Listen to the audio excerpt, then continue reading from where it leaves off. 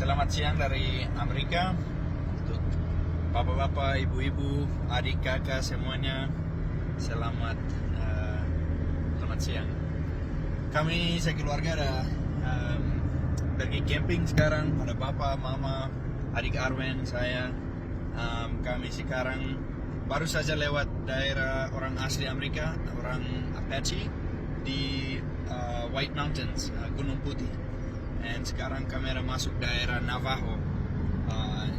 Itu ada beberapa suku orang asli Amerika di sini. Tetapi kalau lihat ini semacam padang gurun juga di sini, dan tidak ada satupun orang asli Amerika di situ kalau lihat. Dan kami akan bahas hal ini karena banyak persamaan. Orang asli Amerika dulu ada sekitar 500 suku, tapi sekarang tinggal hanya sedikit saja.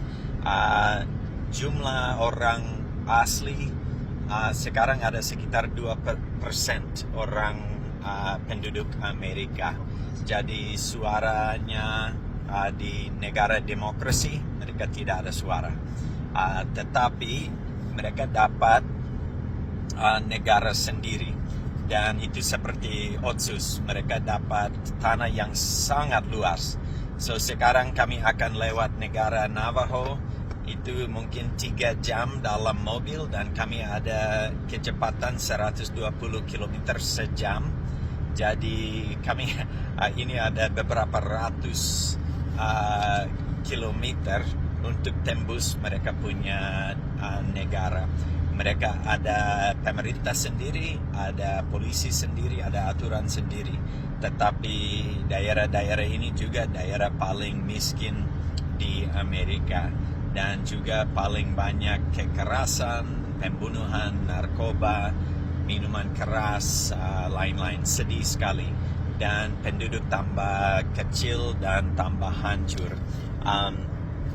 Mereka hadapi, walaupun mereka keturunan dari suku-suku Asia yang datang dari bagian utara dan turun, ada orang asli sebelum mereka nama Anastasi. Mereka juga suku-suku, tetapi orang asli sekarang sebenarnya mereka membunuh dan mengusir semua orang asli sebelum mereka. Ini beberapa ratus tahun yang lalu. Dan daerah ini Apache dan Navajo ada tinggal, tetapi mereka juga mengusir suku-suku lain sebelum mereka, dan suku Apache diusir oleh suku Comanche. Baru suku Apache mengusir Navajo, dan selalu ada masalah tanah. Nah, kalau lihat di sini tanah sangat-sangat luas. Mereka punya tanah sangat besar, tetapi cara hidup itu berburu dan mencari, bukan sebagai petani.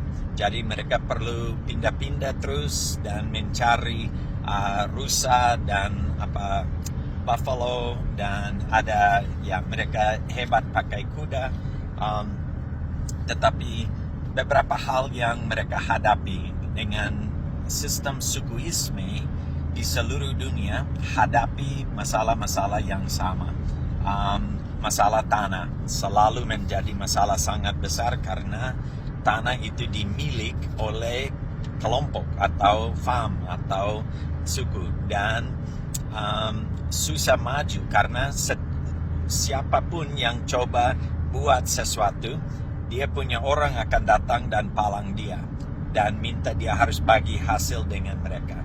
Jadi untuk memproduksi atau membuat sesuatu itu sangat sulit karena masalah tanah tidak jelas. Yang masalah paling besar itu kesatuan.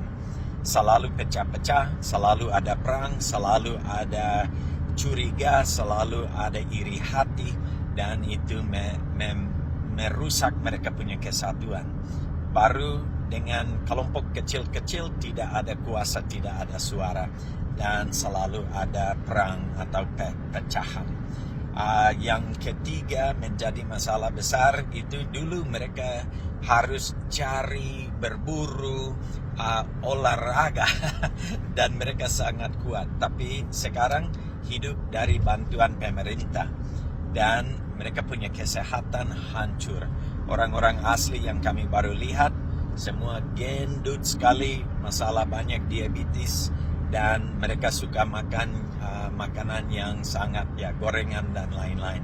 Dan mereka punya banyak masalah kesehatan gara-gara mereka punya diet atau mereka punya cara makan. Baru hal keempat itu minuman keras, narkoba. Karena banyak trauma di dalam keluarga dan latar belakang mereka mengobati diri dengan minuman dan narkoba, dan itu menghabiskan bangsa. Kekerasan memang animisme, dan juga tidak utamakan pendidikan supaya mereka tidak dapat skill atau bakat untuk bersaing di dunia di Amerika ini. Jadi hidup dari bantuan pemerintah karena belum ada pendidikan yang jalan baik di daerah mereka yang siapkan mereka untuk bersaing di dalam dunia yang ada di sini. So kasihan sekali setiap kali kami lewat daerah ini, kami rasa sangat-sangat sedih kalau lihat rumah-rumah mereka ada di situ itu bulat seperti Honai. Mereka hidup dalam rumah bulat seperti di Papua, tetapi hidup dalam banyak kemiskinan dan kesulitan. Jadi kami bisa belajar banyak dari suku asli Amerika supaya ada masa depan beda di Papua.